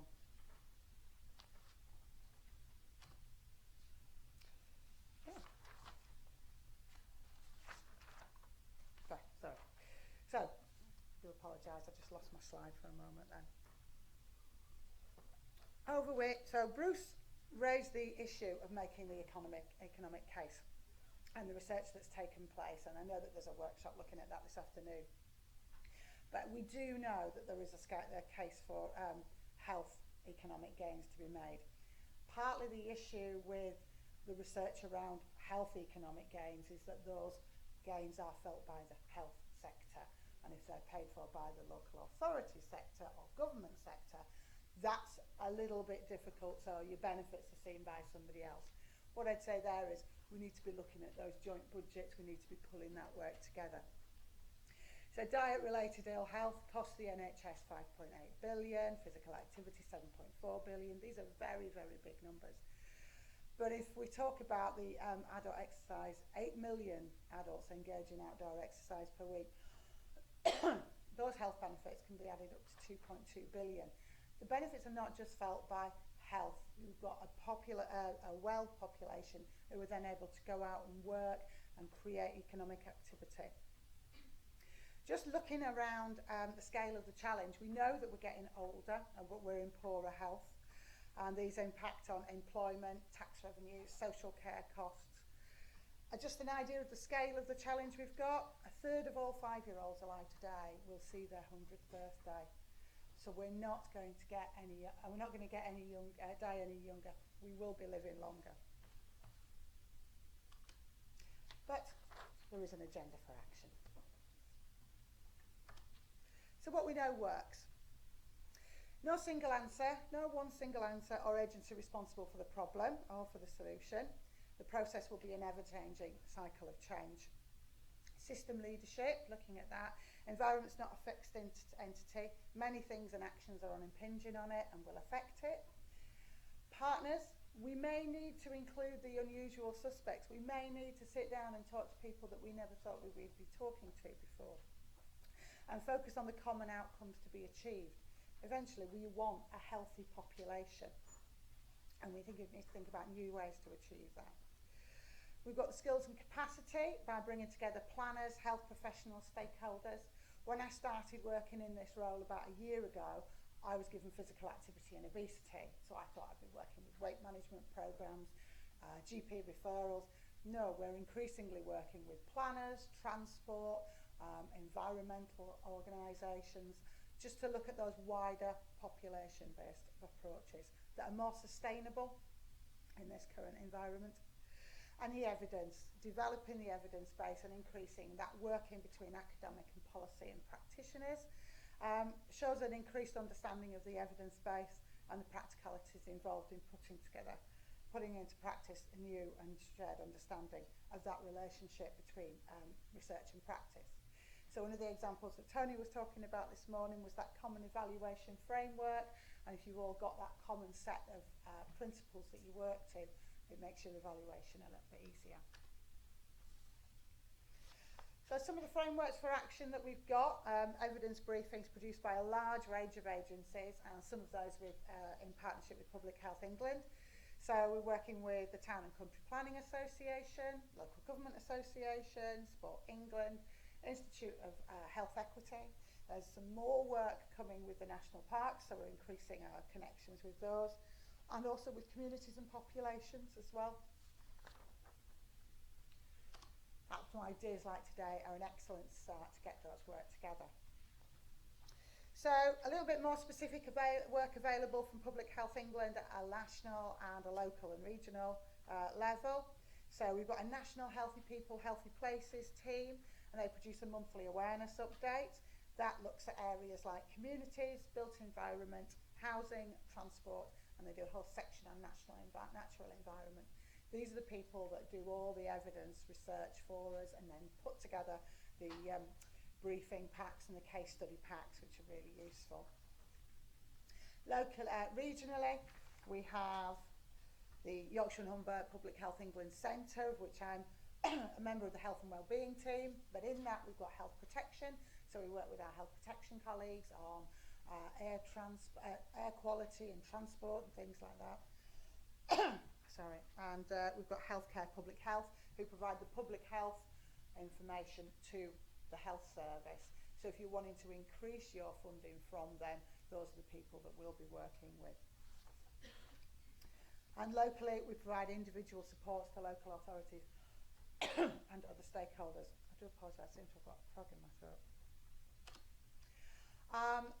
Joining our stakeholders, so if you want to get more information, there's a Healthy People, Healthy Places. You can sign up for their monthly awareness update. There's a local government association sponsored knowledge hub. You can become a member of the Healthy People, Healthy Places discussion groups that are on there. Regionally, you can sign up for the Yorkshire and Humber Health and Wellbeing Bulletin. You can join YOPIC, which is a physical activity knowledge exchange that covers Yorkshire and the Humber and links academics with local authorities and other stakeholders interested in using physical activity as a way of improving health and well-being. Find out, for those of you in the local authorities, who your representative is on the Healthy Weight Physical Activity Community Improvement, and also for those of you working in local authorities, find out who's your rep on the Spatial Planning and Public Health group. And if you want to know the answers to any of these questions, my email address will be available, so you can just drop me an email as well. That's absolutely fine. And that's me today. So thank you very much.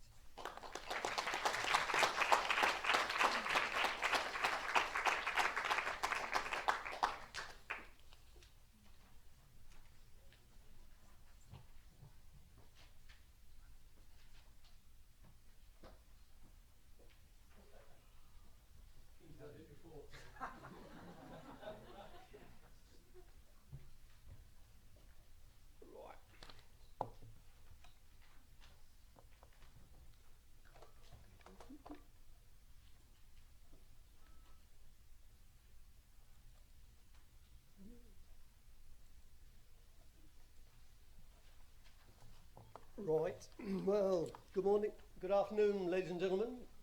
I will keep this as brief as I can. Some very interesting stuff this morning. Parks, interesting one. Great stuff being done. What is a park? I used to know what a 19th century park was. Do I know what a 21st century park is? I think that's so design is an interesting one. And the other thing you have to remember, of course, is that management is a tool by which design never ends. And people think design and management are completely separate things, and they're not.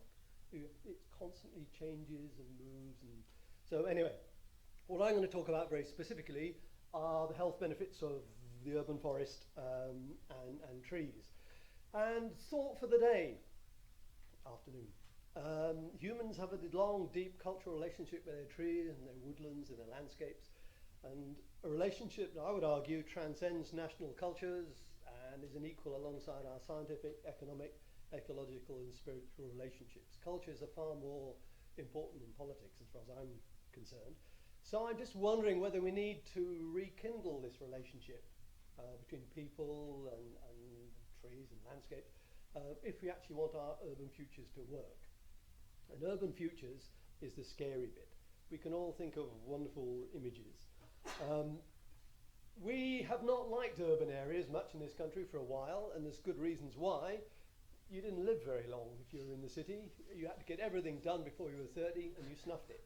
And it's not surprising because that's what the Industrial Revolution was like.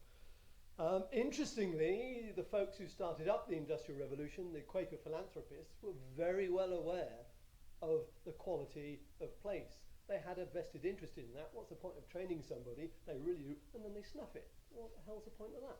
So even back in 1816, Robert Owen, the presence of trees is pleasant to the eye, refreshes the workers, and improves the health of the district. You think, yeah, 200 years later,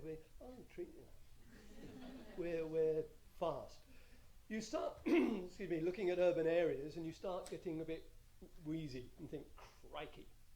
That's quite what everyone's doing down the middle of the North Sea. I have no idea.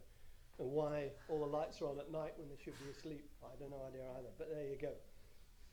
Population of Europe is not growing, generally speaking, and people are buying more cars. Should we have another? No, let's buy another car. Registration of cars is 4 times greater than registration of births at the moment, except in the UK. And the UK is different. Urban sprawl is actually becoming quite an issue. Even though cities, population-wise, are much the same, people are beginning to move out because they're tired of 24/7 light, noise, pollution, all the rest of it. Goodness sake, give me a slightly greener environment. And in spite of all the urban designers, oh no, constant people are saying, stuff that, mate, I actually want to live in a nice place. And those who can afford to do. The scary bit for me is the United Nations reckon that 60% of the urban areas on this strange planet of ours that will exist by 2030, 13 years' time, have yet to be built. That is the speed of urbanisation. And if we think we've got trouble now, you ain't seen nothing yet. And we're going to have trouble in this country. We've got probably about 8 million more people by 2030. Brexit isn't, or whatever, I'm biased. It's not going to make the slightest difference to that. Where are they going to go? 15% more folks. Are we going to build new towns? What are we going to do?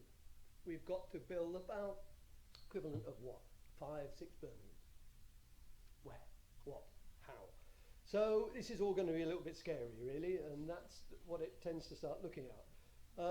If all the buildings that were going through planning in Leeds in about 07 or 08 had been built, it wouldn't quite have looked like that, because anybody who says the camera never lies doesn't understand digital photography. So it wouldn't have quite looked like that, but we would have had an awful lot more buildings like that. The research into urban forestry is actually getting more sophisticated, and we can now prove economic benefits, financial, environmental, and social health and well-being. We haven't got the time to go into all that, apart from the social health and well-being.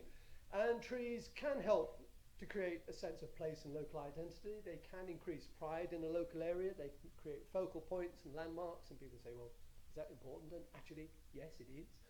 It can have a positive impact on people's physical and mental health, and actually, strange enough, a positive impact on crime reduction, because more people are out in the street and using it, and crime isn't there. A lot of you know far more about this than I do, and Nicola talked about it anyway. But what are we doing to ourselves when you actually look at the list of things that are causing problems? I'm not going to go through all that. Low birth weights. People say, well, they're alive, aren't they? Well, what's the problem with that? We know that in 30, 40 years' time, they're going to be far more susceptible to cancers and what have you. So we've got a lot of problems. What are we doing to our kids? We've covered this. 1,700 prescriptions a day for depression in this country. Short-sightedness, what we're doing to screens. If I were you, get some shares in Specsavers, because kids are actually losing their eyesight. Roaming range, we know, outside. Nature deficit disorder, some people believe it, some don't. I don't mind, but I think there is an issue. and even worse, self-harming is up. So what is urbanism doing to next generation? 27% of our kids have never played outside their own gardens. Those have got gardens. 10% have got mental disorders, one worst in Europe. Brilliant. 1 in 12 adolescents self-harm, 30% are overweight. Every year our kids are getting more disorientated and fatter. I don't think that's very proud if I was pushing the country, if you like, and okay, you can get lots of little funny cartoons and what have you. The risk factors, stress, loneliness. How can you be lonely in the middle of a city? You can. And it's quite interesting looking at the research where the next generation want to live. They want to live in city centres, you know, get pissed every night. No. They don't, actually. They want to do that a couple of nights a week, yeah, but they actually want to be living somewhere slightly on the edge where you can actually see green. You can do whatever you want to do. And you look at where prices are going up there. What's the point of living in the tower block in an apartment, working in that one over there, and that's my life? No, don't want that anymore. So it's interesting, that's already changing. Physical activity does help, we know this, and there's a lot of research that proves that, and we've talked about that. Interestingly, if you look at folks that live in the countryside, and I get in trouble, but I say we actually haven't got much left actually in this country now. We'll cover that in a minute. But they actually cope better with stress. So you think, so perhaps this connection with light in the mornings that comes up, colour. If you look at when really interesting things were written or composed, music, books, whatever it is, art, an awful lot of it was in the springtime and in the autumn. Not in high summer, not in winter. Why? Because colours are changing. Nature is beginning to do things. It stimulates you. Think, oh, yeah. And we can prove this now. And trees can actually, open spaces counteract many of these things. We can now prove a lot of the benefits of trees. Again, you can't read it anyway, it's far too small. But the local temperature, carbon dioxide, all sorts of other things. Trees can actually help. The right sort of trees, and we'll talk about that in a minute, because they don't all do it. You have to bear in mind what Edwards Denning said, without data, you're just another person with an opinion. We have that data. We have that research. So we can say, no, mate, listen, we can do it now. I'm also aware of Einstein. And not everything that counts could be counted, and not everything that can be counted counts. So sometimes just trotting out figures, facts, data, what have you, so what? You know, can you actually, do you put a price on a wonderful sunrise in the morning, and you look out the window and think, oh, today it's going to be so good. Can't put a price on that. How can you do that? And it is lots of things which you have to be a little bit careful about. There is an amazing amount of stuff. The WHO have produced stuff. That's the World Health, not the band. Although I'm sure they could. But there's a lot of evidence there that has been put in relatively compact things, so we don't actually have to trawl all sorts of things. Lots of things written. This is by my good friends, the Vanden Bosches, although the name doesn't fit on a credit card, but there you go. There's all sorts of stuff out there. We ran a cost action a few years ago, cost action E39, which is on urban forestry and human health and well-being. The Landscape Institute has done similar things. There's a lot of stuff there. Scary bits come along, of course, when you start looking at air pollution. And we mentioned it briefly. Leeds is at the bottom, is the worst in Yorkshire number, if we're talking about regions. So 360 people, or 350 people a year who live or work in the city centre die prematurely from problems of air pollution. Already, people are saying, well, how should I invest in a city where things are... So it's quite a big problem. It hit the headlines for a while, yeah, okay. Cost is important.